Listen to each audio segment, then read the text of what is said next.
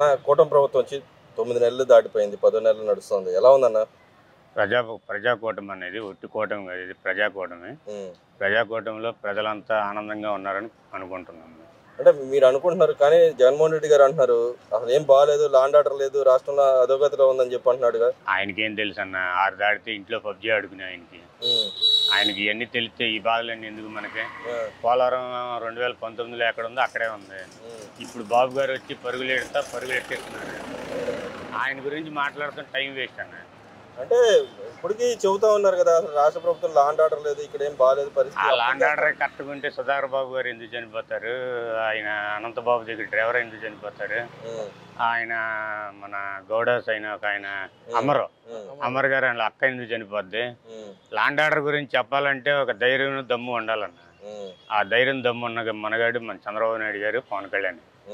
అదన్నా. కానీ పదే ఎలా చెబుతున్నాడు ఆయన అబద్ధాలు? ఈ టైం వేస్ట్ పనులు అన్న. టైం వేస్ట్ ఏం చేయాలో తెలియక పబ్జీ ఇటు అడిగింది అనుకున్నా, ఓలా మాట్లాడతాడు, అటు పడితే ఓలా మాట్లాడతాడు. నీకు తెలియదు. నిన్న రైతుల దగ్గరికి వెళ్ళాడు, నేను ఉండగా ఇన్పుట్ సబ్సిడీ ఇచ్చాను, ఇన్సూరెన్స్ కట్టానని చెప్పి అన్నాడు. గతంలో మనం చూస్తే రైతులకు 2 రూపాయలు 3 రూపాయలు వచ్చిన పరిస్థితి. కానీ ఈ గవర్నమెంట్ వచ్చిన అసలు రైతులు పట్టించుకోవట్లేదు, వాళ్ళకి గిట్టుబాటు ధర కల్పించలేదు అంటున్నాడు కదా. రైతుల గురించి మాట్లాడే హక్కు ఆయనకి లేదని. రైతులు నమ్మితే ఇంతవరకు ఎందుకు తెచ్చుకుంటాడు?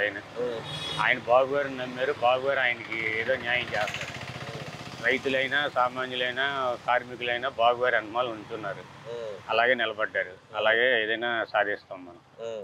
ఆయన ఇంకో మాట కూడా అంటున్నాడు, అసలు ఎలక్షన్ లో రిగ్గింగ్ చేసుకొని గెలిచారు తప్పితే ఈవీఎం ట్యాంపరింగ్ చేసి గెలిస్తే నేనే గెలిచాను, నాకు 40% ఉంది అని చెప్పి అంటున్నాడు. 2019లో కూడా ఇలాగే జరిగితే ఇప్పుడు అదే జరిగిందని అందరూ ఒప్పుకుంటారు. అంతకుముందు 2019లో 20 గారు కన్నా 11, 24 అని 24 అన్నారు, 23 అన్నారు. అది వాళ్ళు చూపించారు కదా. అప్పుడు రిగ్గింగ్ అయితే ఇది రిగ్గింగే, మేమే ఒప్పుకుంటాం. వాళ్ళ నాయకులు అందరూ దమ్ముండి మాట్లాడగలిగితే రమ్మానండి. వాళ్ళది రిగ్గింగ్ అయితే మాది రిగ్గింగ్, ఒప్పుకుందాం.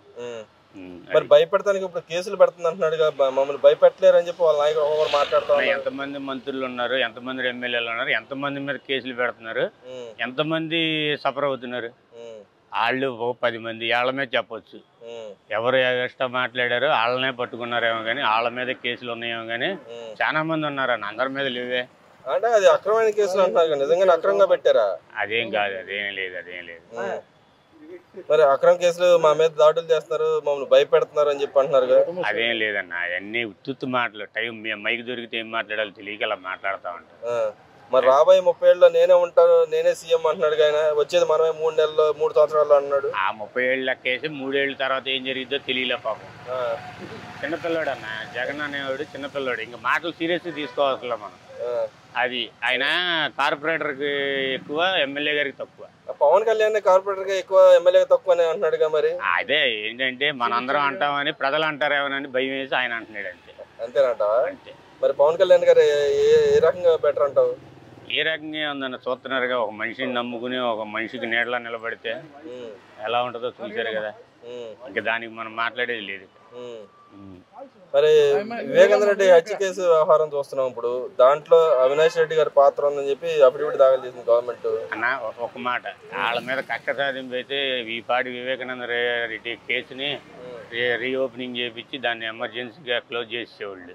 చట్టం దాని పని దాన్ని చేసుకుపోద్దని కాముగా ఎవరి పని వాళ్ళు చేసుకుంటున్నారు. అనవసరం కెలుక్కుని జైలుకి వెళ్ళడం తప్ప ఏముండదు. మరి గతంలో చంద్రబాబు నాయుడు గారే చేయించారు, అంతా ఆయనే ఉన్నాడు, వెనకాల నడిపించాడు. ఇప్పుడు వాళ్ళ చెల్లెలు వెనకాల కూడా ఆయనే ఉన్నాడని గతంలో కూడా చెప్పారు.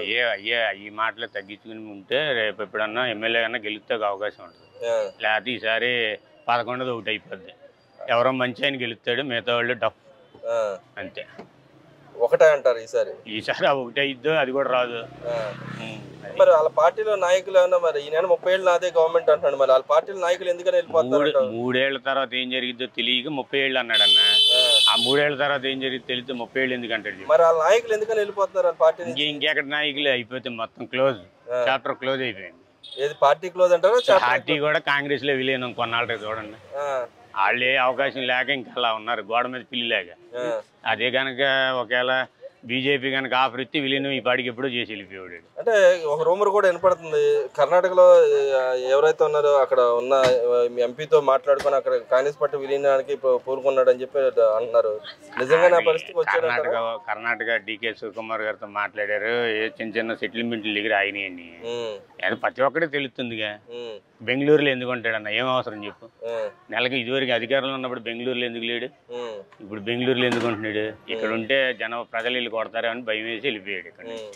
మరి మహిళలకు నేనుండగా అంత చేసినంత హెల్ప్ ఇంకెవరు చేయలేదు, నేనుండగా మహిళా సాధికారత ఇచ్చానని చెప్పి అన్నాడు. ఒకటన్నా ఆడపిల్లలకైనా మగవాళ్ళకైనా ఎవరి పనులు వాళ్ళు చేసుకుంటే వాళ్ళకి ఏదైనా ఉపాధికి అవకాశం ఇచ్చారనుకో, అది ఏదైనా చేయడానికి ఇంకో స్టెప్ వేయడానికి ఉపయోగపడింది. నేనే చేశాను, నేనే ఇచ్చాను, నేనే దోపిడీ చేశాను, నేనే ఇసుక దొప్పాను, నేనే నిక్కర అమ్మాను, నేనే అన్ని చేశానంటే ఇది ఇట్టాగే అయిపోతుంది. అంటే ఈ గవర్నమెంటే చేస్తున్నా అంటున్నాడు. ఈ గవర్నమెంట్ వచ్చిన తర్వాత అన్ని రకాలుగా ఇల్లే దాడులు చేస్తున్నారు, అన్ని కొల్లగొడతారని చెప్తున్నాడు. ఏం కొల్లగొట్టారు? ఏమన్నా అసెంబ్లీ దగ్గర మన చంద్రబాబు గారి ఇంటి ముందు ఏమన్నా పడగొట్టారు షెడ్, లేకపోతే జగన్ ఇంటి ముందు పెద్ద పెద్ద కంచెలు వేసుకున్నారు కదా, ఆ కంచెలు ఏమన్నా ఇరిపేశారా? ఎవరి పని వాళ్ళు చేసుకుంటున్నారు. అనవసరం కెలికి కొత్త కొత్త ఐడియాలు ఇవ్వడం తప్ప ఏం లేదు. అది ఓవరాల్ ఈ 10 నెలల పరిపాలన ఎలా ఉందంటారు గవర్నమెంట్? 10 నెలల పరిపాలన కాదన్న, 9 నెలల పరిపాలన అయినా 10 నెలలు అయినా కొత్తగా ఉన్నారు. కొంచెం ఇదివరకు జరిగిన పాపాలకి దాడులకి పెద్ద పెద్ద కంపెనీల వాళ్ళు కానీ ఏదైనా ఫ్యాక్టరీ కానీ ఇంకా రాలేదు. బాబు గారు, లోకేష్ గారు, పవన్ కళ్యాణ్ గారు కృషి చేసి ఆ మూడింటిని తీసుకొస్తే ఇక మన ఆంధ్రప్రదేశ్ చూసుకునే పని ఉండదు. అంటే పథకాలు ఇవ్వగలరంటారా? ఇవ్వలేకపోతే ఎందుకు చేస్తారన్న? చంద్రబాబు నాయుడు గారి గురించి మీకు తెలీదా? ఏదైనా చేయగల సమర్థుడు. అంటే మోసాలు చేస్తానికి వచ్చాడు, మోసాలు చంద్రబాబు అంటున్నాడు. మోసాలు చంద్రబాబు అట్టనే కదా తీసుకొచ్చుకున్నాడు 11కి. ఆయన జోలికి వెళ్తే భస్మం అయిపోతాడు ఈసారి. ఆయన జోలికి వెళ్ళకూడదు ఆయన. ఇప్పుడు పెద్దిరెడ్డి గారు, కొడాలి నాని గారు ఇద్దరు హాస్పిటల్ పాలయ్యారు. ఇదేమన్నా దాంట్లో వెనకాల ఏమన్నా బుడుబుడానే ఉందా, లేకపోతే భయపడి పారిపోయారంటారా? భయపడి పారిపోయి గుండె అయిపోయిందండి ఒకడికేమో కాలు జారి పడిపోయి కాలు చెయ్యి ఇరిగిపోయింది అంటున్నారు. అంతే, ఏం లేదు అక్కడ. అంటే గవర్నమెంట్ దెబ్బకి భయపడ్డారంటారు. గవర్నమెంట్ దెబ్బ, వైసీపీ అబ్బా, అంతే. వాళ్ళ అక్రమాలు వాళ్ళనే చుడతాయి. చెయ్యి రీతి ఏమైంది, గుండె అయితే ఏమైంది అన్న? దేవుడు చెయ్యి రీతి ఏమైంది అని అడిగాడు. గుండె అయిపోతే ఏమైంది, పోతాడు, ఏమైంది? అంతే కదా. మరి కేసులు ఇంకా కేసులు ఏముందని పోయినాక మనుషులే క్లోజ్, అంతే.